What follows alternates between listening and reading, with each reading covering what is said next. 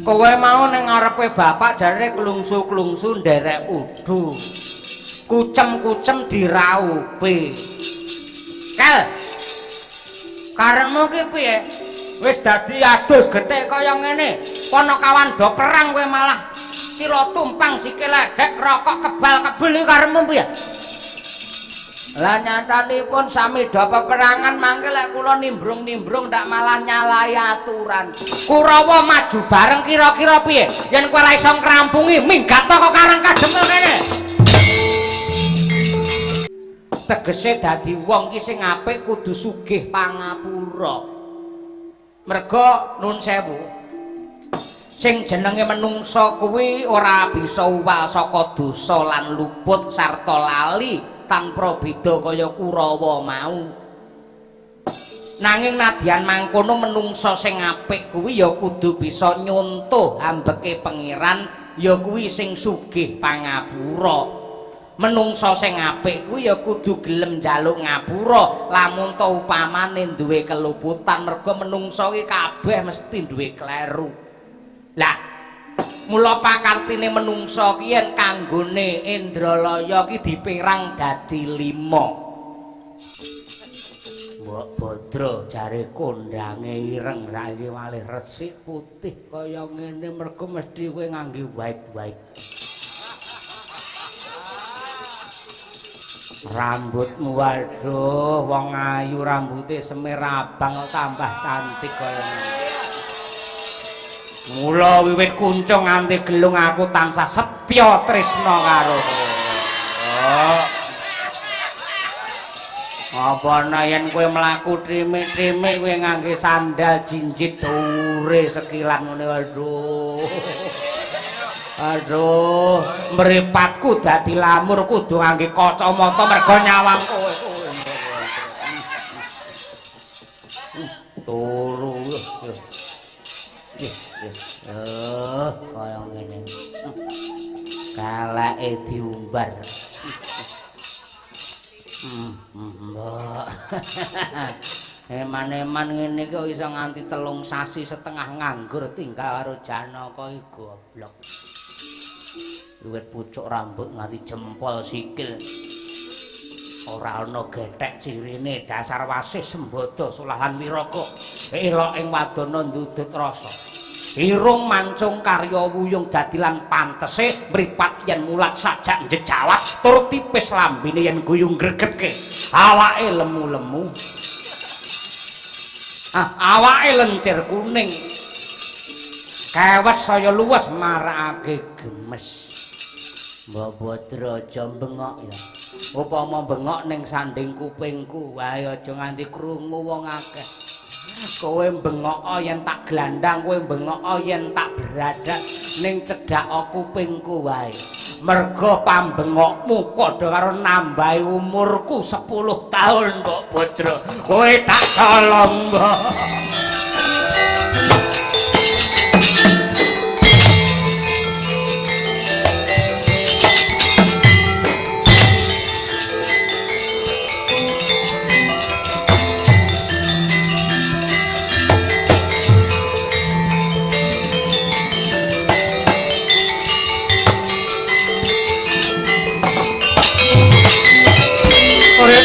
Mawur mangawur-awur-wurahan pengaraning ajurit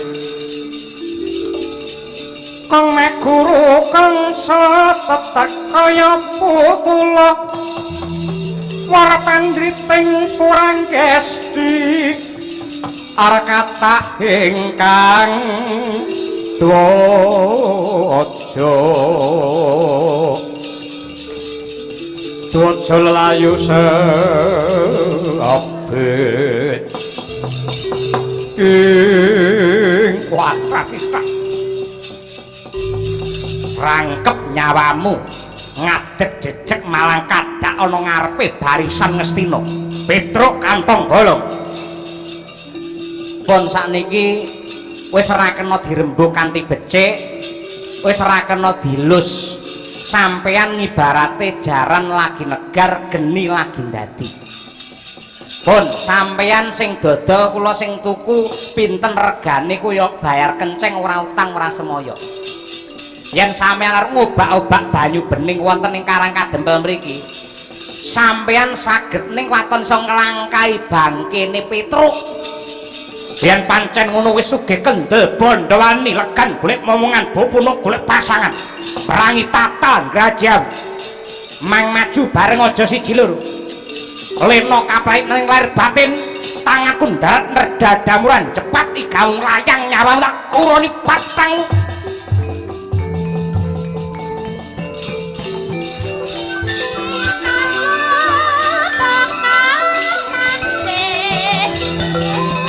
Mangka anggros rosa sumpar lindung ketar bumi konjeng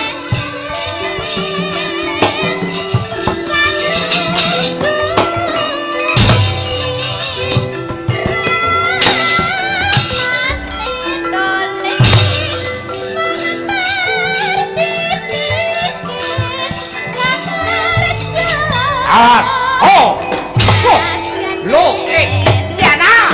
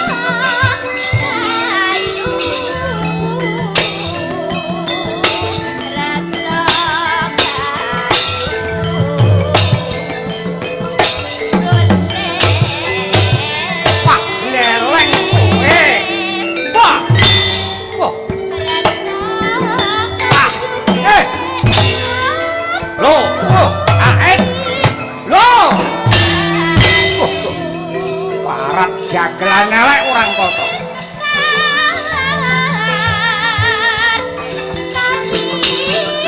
jebel dadamu biar hop biar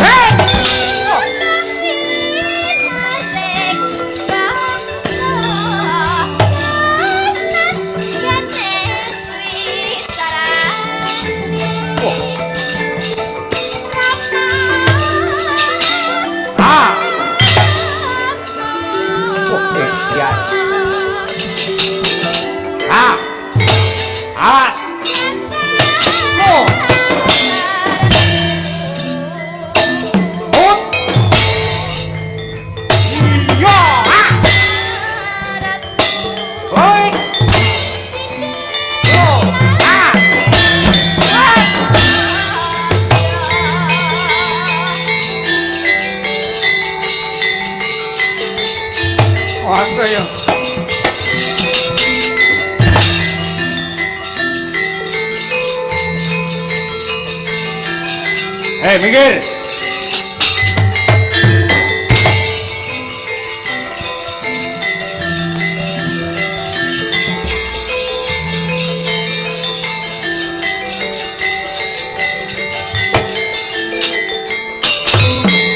Warat cekel gue ngon-ngon.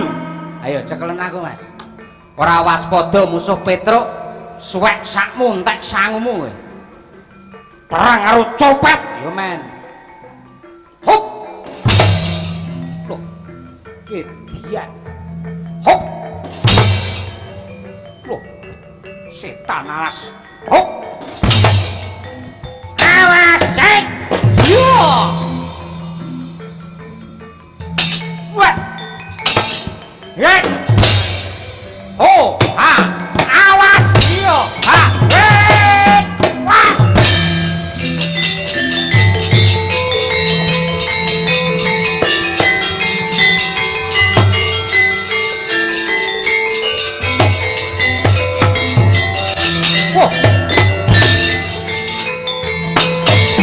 Oh, ha, hut, ha, hut, lo, iya, iya.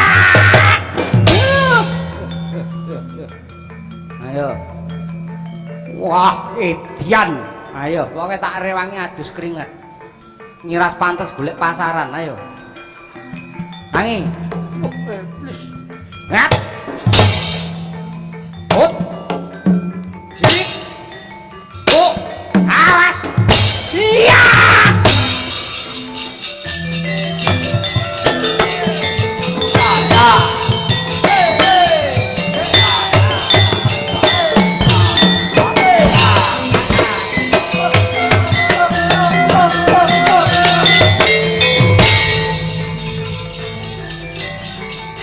Hei mundur, Sortayu tandingmu.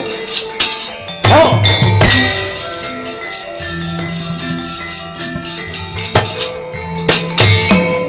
Dan jedul saka lemah joglangan kok Mas. Ayo rebutan kaya menjangan mati. Maju ke para ngarsa kelakon mati dening kowe aku. Piye? Maju ke para ngarsa kelakon mati dening kowe aku. Walik kelakon mati dening kowe aku. Pancen tak walik, tak niati bunuh diri. Wong nyatane ning omah bojoku wegah karo aku kok. Wong lalu, iya, lalu lintas. Pecah sirahmu, pecahan. Hop, oh, wah, hanya ceklane, lunyu no. Ho, ha, lo, ut, hat. Ngendel ke kowe. Preman Bandung kok dijarak ora. Ho, mati kowe. Wedian. Hut, mati kowe. Hoi, mati kowe. Mati kowe. Mati kowe. Mati aku. Ayo tangi. Wush. What? Wah. Haji Saip Yangin. Haji Lampalung. Waringin sungsang, salju menyeram bumi, rawa rontek, bebek, duren, war perang war mangan loh,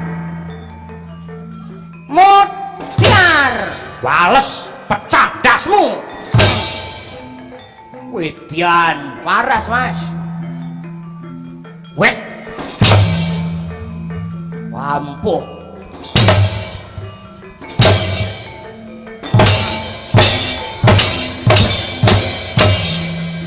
Wedan ampuh tenan kowe. Ampuh apa? Wek.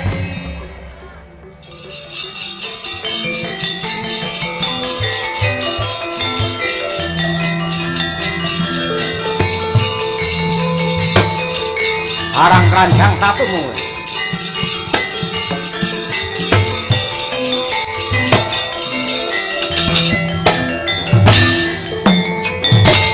Wah, as, aja minggat.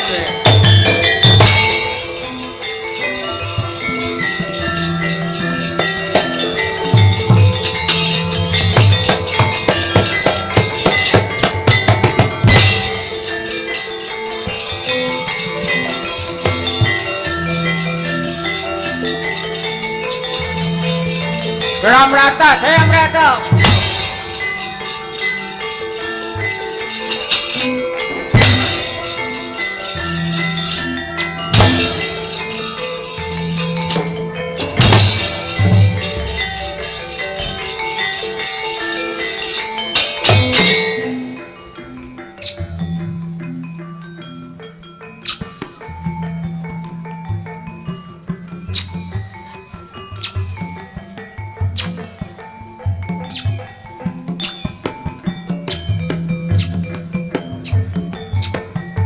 Ayo, elo tenan iki.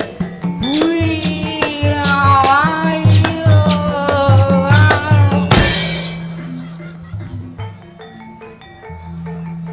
Ada yang double.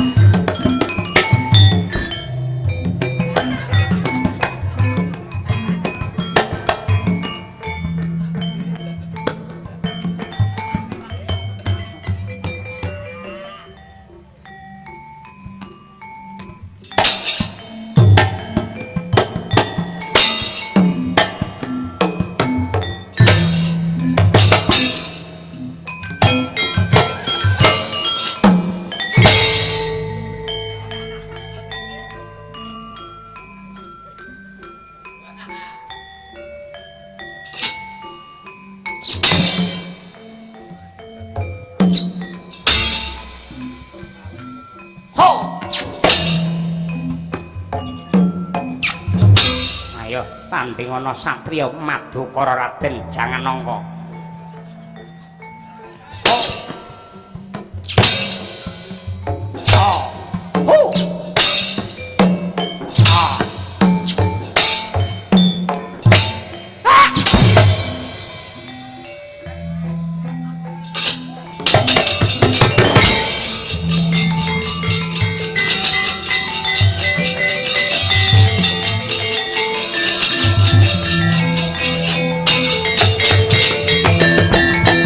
Bali. Hop. Bali. Poh. Dandane Janaka ning raine kaya kirek. Kowe aja sliwar-sliwar ning ngono. Akeh panah sing kaya udan mangsa rendeng. Yen rawas padha iso kena tenan. Hop. Bali. Kongkleng kok iso ngono kuwi kowe. Kok iso panah kok kon bali kaya bali kok kon hub kok ya hub ampun men kaya ngono. Mongko kuwi janjane wong gejik merga kabeh mau hub. Bali. Elok aku gelem meguru karo kowe, ora ngundang kowe kongkleng, ora ngundang kowe gareng. Kowe dina iki aku ngundang kowe Mahatma. Mbayatma, Mahatma. Tak anggap kowe guruku, guru. Baturi paring kawruh ngilmu saged ngendhaleni jemparing kados mekaten panah traca bala saged bali ngoten niku guru. Kula kepengin kawruh menika guru.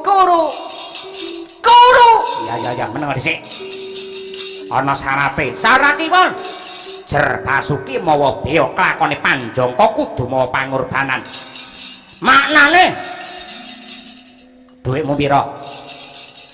Ngilmu kok dol. Lho, iki lek golek ya angel. 50. Hah, ngilmu kok ya nek 50 totoane nyawa le. 100 ya. Malah gede lho. Ikhlas lahir batin. Ikhlas. Lahir dalam kubur. Ya, kene. Kowe mundur dhisik contone. Siap, Guru. Sing pisanan ngedruk bumi ping 3. Pincange ngedruk bumi. Pengen ilmu apa ora? Pengen guru, pengen guru. Ngedruk bumi ping 3. Bar kuwi maca rapal. Bapa lunga tapa, simbok meteng tuwa. Sok yen lair dadi satriya utama. sawangan le. Hop. Bali. Oh. Aseme gurungone akeh tunggale mundur. Ping 3 wae ya, Nyuk. Ping 3 diakehi ae. Oke, maaf guru. Oke, baby. Oh my god. Asmah aku lek ngene mah aku. Mah. Mrene dolamu Vivid Production ngono. Maaf guru, maaf. Oh, jangan bercanda dengan ilmu seperti ini. Kanuragan. Oke, diulang lagi. Oh, 1 2 Maca rapal. Lah ya wacanen. Bapak mau. Bapak. Lunga apa? Hah? Lunga apa? Simbak ditengi wang. Aduh, guru nggak bisa guru. Oh my god. Kowe iki kleru rapamu. Bapak lunga tapa simbak mateng tuwa yen lair dadi satriya utama. Sap. Oke, baby. Wes mah ngene. Oh iya, maaf guru, maaf latah. 1 2 3. Bapak Durna. Bapak lunga tapa. Oh iya, bapak lunga tapa simbak meteng tuwa. Sok yen lair dadi satriya utama. Halo cahe. Halo kae nusul. Lah yo senembang kae lho. Hop. Oke. Come back.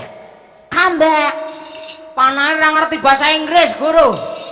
Kon come back ora gelem. Oh, iki panah Jawa le. Bali. Oke, makasih. Oh, Bapak lunga tapa simbak meteng tuwa suwen lair dadi satriya utama. Oh. Oke. Bali tirukan gerakan Bagong. Hoi. Makasih Guru. Bapak lunga tapa simbak meteng tuwa suyen lair dadi satriya utama. Hop. Maju dikit. Oke, baby. Maju ke atas dikit. Oke. Tunduk. Nyamplok ndase gareng. Oke, baby. Mana uangku 100.000. Overdom jaga sembung. Ndene ana.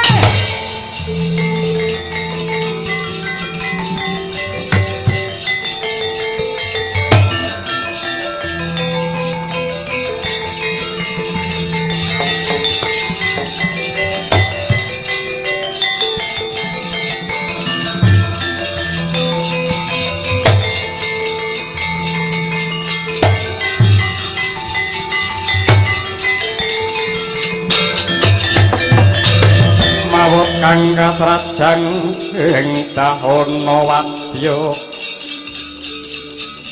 sangkep kaprabon prangkang Abramarkata ing Dresasana wonten rawuh pawan ngrembyah kakehan cacah ngreda kakehan jiwa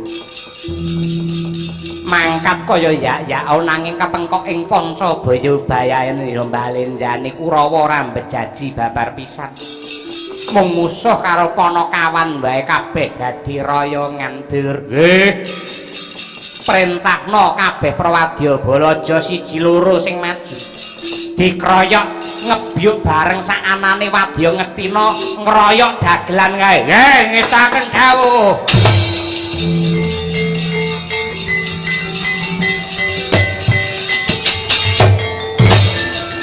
Ayo maju yo.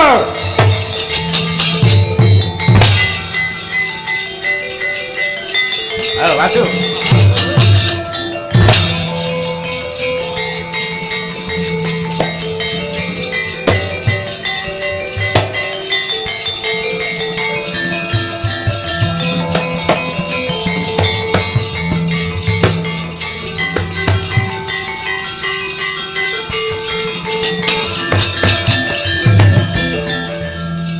Kowe mau ning ngarepe bapak jare klungsu-klungsu nderek udu. Kucem-kucem diraupe. Kel. Karepmu ki piye? Wis dadi adus gethek kaya ngene. Ponokawan do perang kowe malah sira tumpang sikil ledek rokok kebal-kebul iki karepmu piye?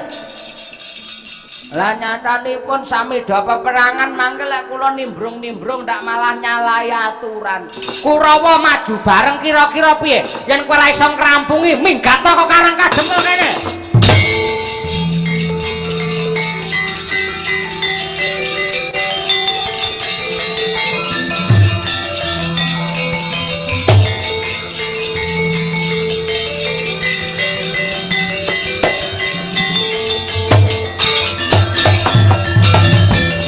Papaning para umat tungguling para jalma nenggih sang cakal Indralaya nadyan wujude ora mbejaji giri lusi jalma tan kena kinira mangkono sigra angasta jemparing ingkang maweh Prabawa lesus lir pinusus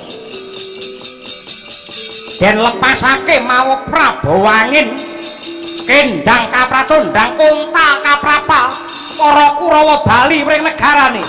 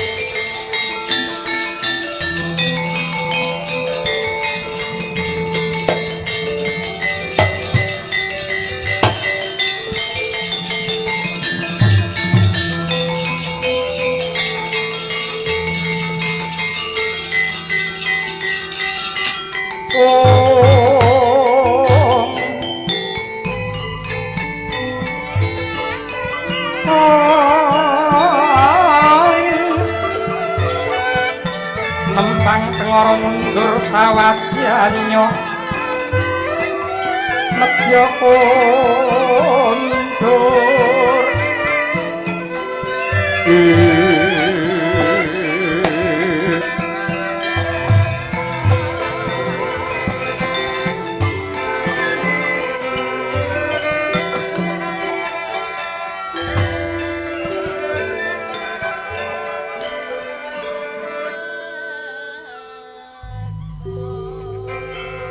dieng-dieng lunga pasar dieng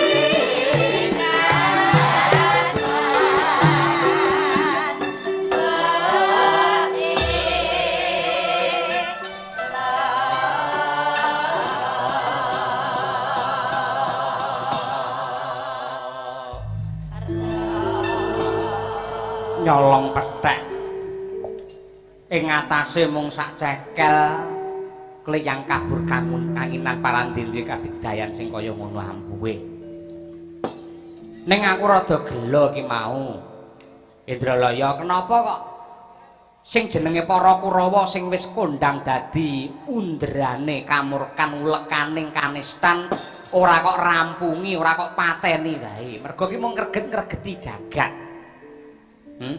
malah kok kendangke tan urunga kae ya ora mati sesuk meneh bakal ngumbar kamurkan deder dosa meneh nuwun sewu Ki Petruk nuwun sewu sing jenenge menungsa kuwi sak bisa-bisa kudu nyontoh hambeke pangeran ya kuwi sing luhur dhewe ora ana liya kejaba sifat welas asih tegese dadi wong ki sing apik kudu sugih pangapura merga nuwun sewu sing jenenge menungsa kuwi ora bisa uwal saka dosa lan luput sarta lali tanpa beda kaya Kurawa mau nanging nadyan mangkono menungsa sing apik kuwi ya kudu bisa nyontoh hambeke pangeran ya kuwi sing sugih pangapura menungsa sing apik kuwi ya kudu gelem njaluk ngapura lamun to upamane duwe keluputan merga menungsa iki kabeh mesti duwe kleru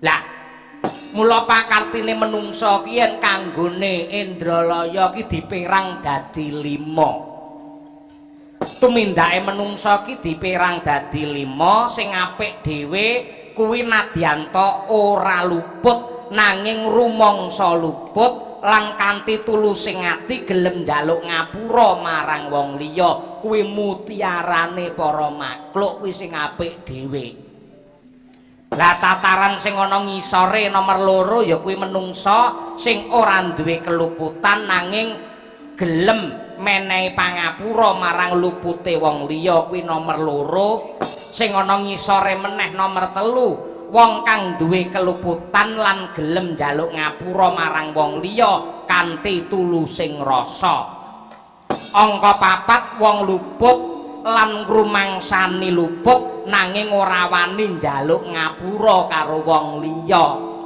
Lah angka 5 sing ngisor dhewe sing elek dhewe kuwi wong mau janjane luput ning ora gelem njaluk ngapura merga ora rumangsa luput malah ngluputke wong liya kuwi elek-eleke umat kaya ngono kuwi. Nah sing jenenge menungsa urip iku yektine gendong jejibahan sing abot Ki Petruk ya kuwi ingkang sinebut dharma.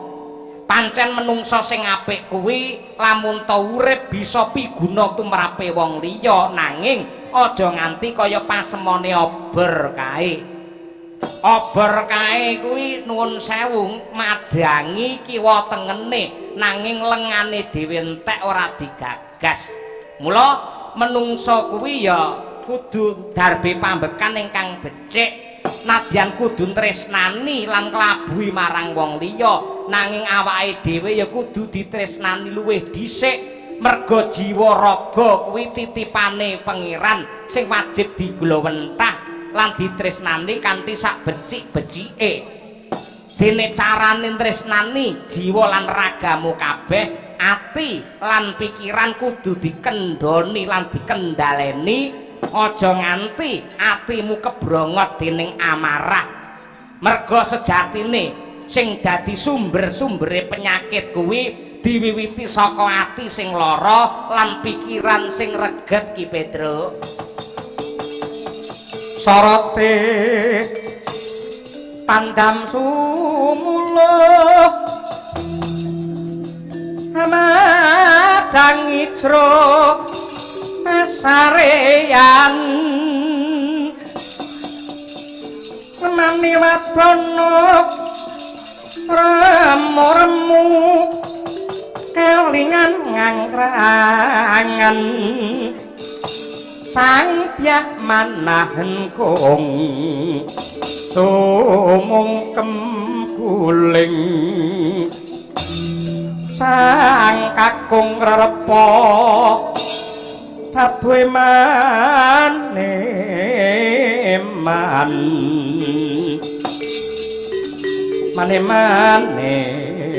man piraten tek brantulun kadah runte wah seklimah ucapmu parandene mentes lan pantes dirungokake iki pancen jalma pinilih tenan Ndra ora kena sinangga enteng kejaba duwe kadigdayan duwe kawruh sing mumpuni temenanan iki cekel Indralaya. Njur saiki karepmu piye? Ayo aku tak melu kowe wae. Yen pancen bakal melu Indralaya ripalungguhan iki godhong-godhong lan bangsane empon-empon ana ing Karang Kadempel ayo dilumpukke kanggo bekal utawa kanggo sangu anggene nindakake tapa ngrame nulungi marang sapa wae sing nandhang gerah lan nandhang rugo. Merga kaya sing ndak andharake ngarep mau Ki Petruk. Jaman sing wis sepuh donya sing meh rapuh iki. Akeh wong mlarat, akeh wong miskin sing nandhang lara ning wedi teka ning griya sakit merga ngerti kudu mbayar probya sing ora sithik. Ayo ngubengi jagat Nuswantara iki yen ana wong lara ditulungi. Muga-muga dharma iki bisa dadi srana tentreming jagat sawegung Ki Petruk. Ya aku tak melu kowe yen ngono. Cekel Indralaya. Aripane satriya linu kang mardi mring kautaman. Tan pegat mring pangestine esi ayuning ayun.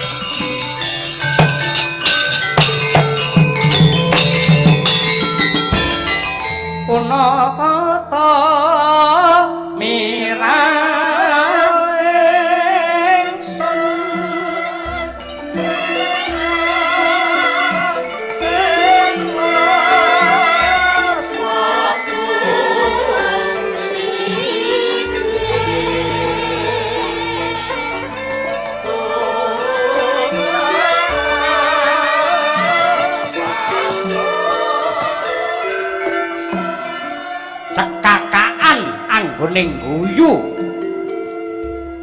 sause gumujeng bablas nangis sempoyongan lampahe nenggih putra Mandaraka satriya Madyapura sang Burisrawa ngengkleng bingleng anglamong edan kepayang dumateng sang Wara Sembadra Nadyanta Sang Bratajaya wis pinengku pamadya Pandhawa parandene tan bangkit ambirat nggenya Sang Burisrawa nandhang karuna mangkono praptane Sang Batari Durga mungung nggenya ngengkleng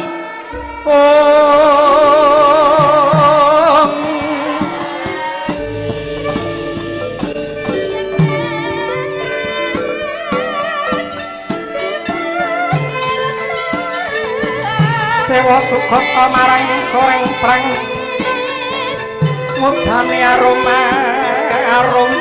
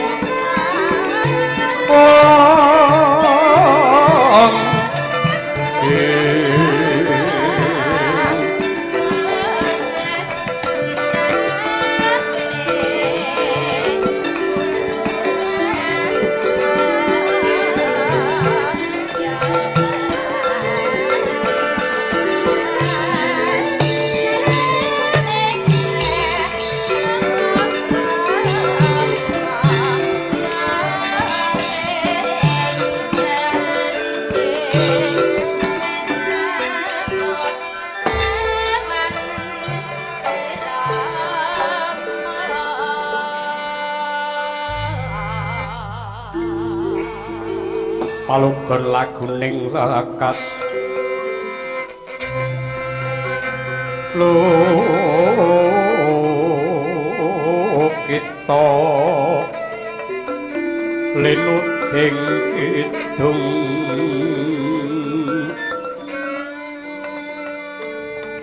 kadung kadereng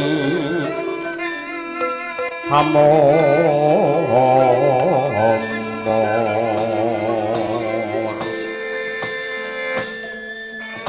batobat semagi selikur dina anggenku ngangklang ngubengi jagat tinemune ana bab ingkang ganjil mapan ana ing tengahing dlanggung iki bareng tak cedhaki Buris Rawa sing lagi kunjana pokpok. Aja kaget ya kulup, punibu ing dandang mangure Batari Durga ingkang mungu anggenmu ngengkleng Buris Rawa. Nggih, Kanjeng Ibu. Sarawa paduka kula ngaturaken sembah pangabekti kunjuk Kanjeng Ibu. Batu-batu Buris Rawa ya wis ndak tampa Rawa, ora liwat pangestuku tampanana wong gagah. Nggih, sampun kula tampi mugi dados jimat. Kowe apa isih kedantan karo? Nggih. Kowe isih gandrung karo? Nggih. Wiwit kuncung nganti gelung jagat niki kukut kula tetep kedanan karo Mbok Badra. Nadyan donya niki digelar akeh wong wadon sing ayu, nanging tumraping Buris Rawa luwih gampang tresnani wong wadon 1000 tinimbang lalekke siji sing wis gegem jantung kula. Ibu, mboten wonten sanes kejawi namung lara ireng Mbok Badra ingkang kula tresnani, Ibu. Nanging kae wis dirabi karo Janaka, tegese kae wis duwe bojo. Duwe bojo malah ica, Ibu, malah ica. Yo.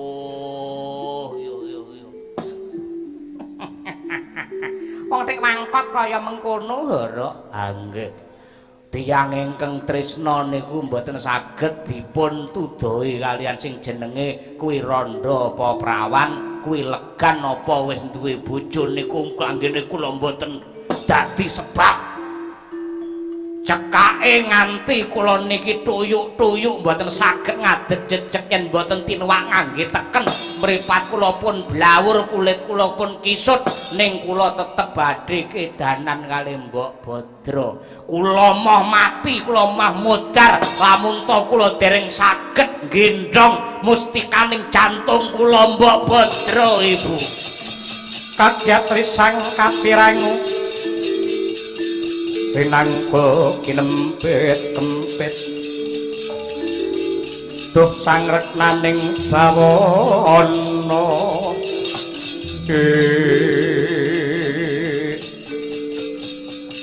yen pancen pancen kaya mengono bener ujare para pinter lamun to katresnan kuwi uruping jiwa luhur sing ora kena pinambeng dening apa wae. Nggih, lakar mekaten. Kowe kepengin gendong Sembadra? Mesti kemawon pengin. Dina iki wektu sing trep. Janaka wis udakara 3 sasi setengah ninggalake kasatriyan, ndadekake bingunge para Pandhawa. Tegese Ripalungguhan iki Sembadra ana ing Madukara ora ana sing ngayomi, iki wektu sing trep anggen ubakan bradat mustikaning jantungmu. Syukur yen ngoten. Matur nuwun dengandika ngabari dhumateng kula. Kula glandange Sembadra, Ibu.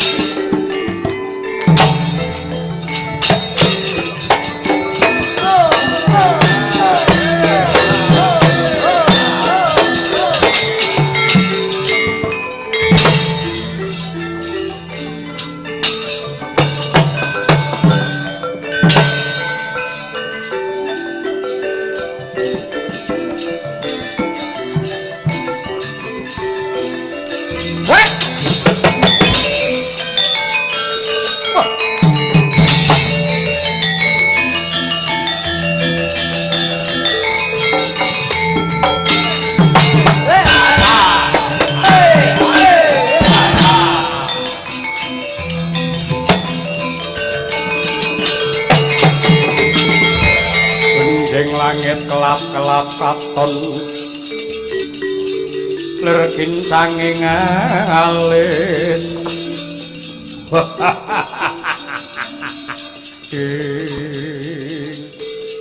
lagi wae aku ngancik wewengkon Madukara ing atase tengah wengi enek wong sik menteleng mripate nitik sandangane iki mesti punggawa kraton sirahe dikek kethu sing wujude tegesan. Teges dudu tegesan goblok. Teges teete. Akira tegesan Patih Madukara jenengku Surata. Wah, Surata. Aja melu celeng boloten kebolatengen nyingkira. Aja mambengi sing dadi tekate Burisrawa. Ripalungguhan iki Raden Arjuna lagi linggar saka sasana kuwi aja gawe gendra aja gawe kesra. Wah, mbuh Raden janji ora mingkat kelakon dadi klalaring epek-epekku kene dalan patimu.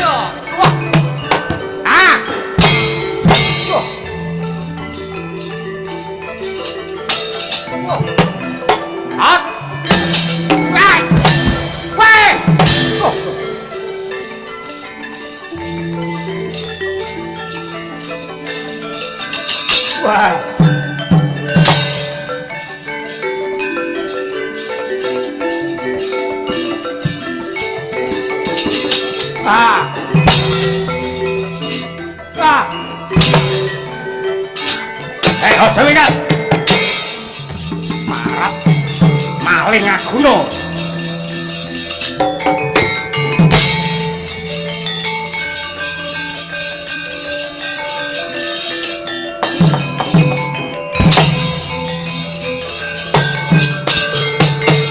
Wah, rajalah. Yen aku mung ngladeni karo Patih Surata. Kena diarani rebut balung tanpa sungsung. Ora ana pedahe, ora ana gunane babar pisan. Mumpung tengah wengi matek aji panglimunan mlebu ana ing Taman Sari Maduganda. Endi wujude Mbok Badra?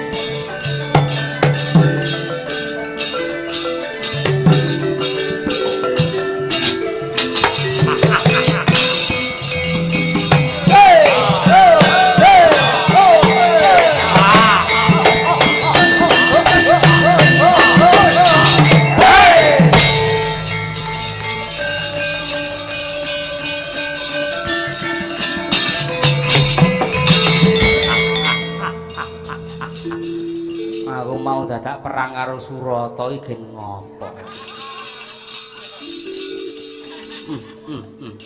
Nek ora ngono kapan wayang kuwi metu? Aku matek panglimunan wis jedul ana ing Kaputren Taman Maduganda negara Ngamarta ing wewengkon kasatriyan Madukara. Jantungku lagi turu nang kene.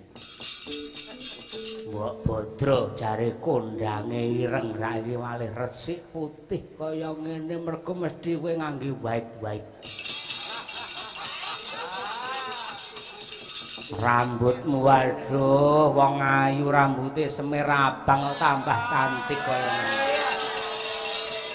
Mula wiwit kuncung nganti gelung aku tansah setya tresna karo kowe. Apa yen kowe mlaku trimik-trimik kowe ngangge sandal jinjit dure sekilan ngene aduh mripatku dadi lamur kudu ngangge kacamata mergo nyawang kowe turu kaya ngene kalake diumbar.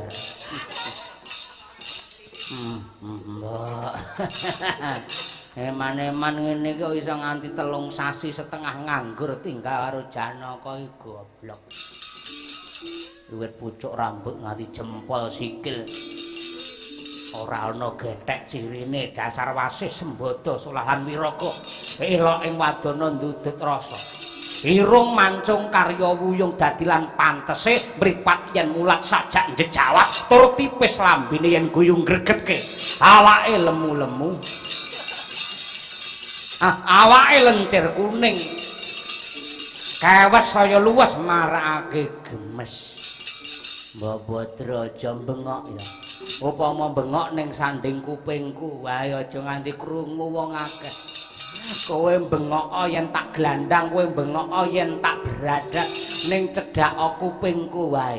Merga pambengokmu padha karo nambahi umurku 10 tahun, Mbok Badra. Kowe tak tolong, Mbok.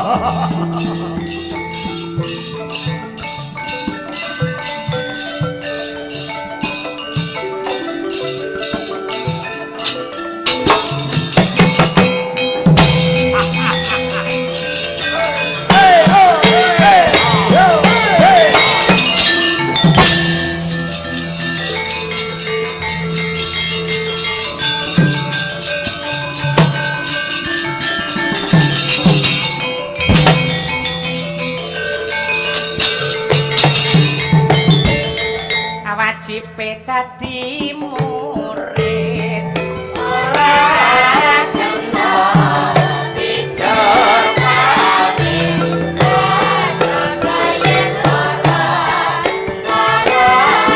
tenang ora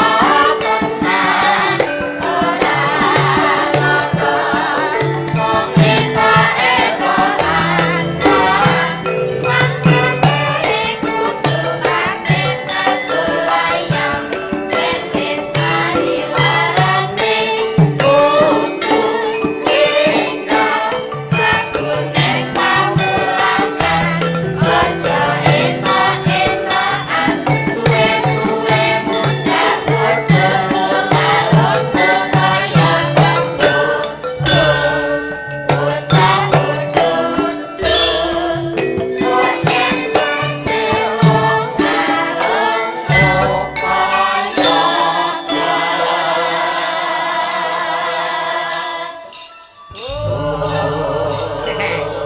Alhamdulillah truk leren dhisik ya truk iki segmen gara-gara. Nggih, Mas Gareng. Wah, temenanan. Ora kok njur aku pilih-pilih ki ora, Truk. Niteni wiwit biyen nganti saiki. Sing jenenge nyambut gawe dadi Bagong, dadi Gareng, dadi Petruk, dadi seniman ki. Janjane yen entuk milih tinimbang ditangkap neng kutha-kutha gedhe ki seneng neng desa-desa ngene iki, Truk. Kok iso? Heeh. Wis to, angger neng desa racake mesti senimane kajen keringan. Buktine apa? Awake dhewe teko langsung, Bu Hajah Musilah, Pak Mujiono gupuh kabeh monggo Pak Dalang, monggo Mbak Sinden, monggo Mas Yoga. Walah kajen keringan temenanan. Iya, Langsung awake dhewe karo kanca-kanca digiring transit neng toko desa kuwi, lor kono kuwi sing madhep ngetan kuwi. Oh iya, Wiro diresmekke urung. Kuwi calone diresmekke wayangan kuwi sok. Pak Lurah sih. Heeh, Pak Lurah wayangan lakone ya wis dipaket, lakone Semar bangun kayangan. Dalange awake dhewe. Wah, komplit ya, kaset. Yo aja didungake wayangan tenan kok kaset ngono kuwi ora. Temenanan penane ning kutha iki sok-sok Nun sewu teko duk rene sing bagekke. Golek nggon nggih transit nggih dandan ngene malah angel. Engko rampung wayangan arep pamit ning sapa ora cetha mergo panitiane wis minggat kabeh. Ayo. Nang kene iki wah nyenengke tenan, Ndruk. Jan marai ning ati iki seger temenanan. Ayo. Dasare ya nun sewu sing kepareng rawuh nadyanto pandemi sisih lor kidul iki ditutup. Ya mergo le tresna karo kabudayan isih akeh sing kepareng nunggoni karo awake dhewe ngatasé wis yahine lho nun sewu rata-rata yen laladan Tulungagung Trenggalek Blitar niku anggere bar limbukan niku wis prung resik tanpa ana sing mresani. Parandene bengi iki tasih kathah para pepunden, para sutresna budaya, para sesepuh, penggemar wayang, penggiat wayang ing tasih kepareng nenggani kula matur nuwun. Ayo.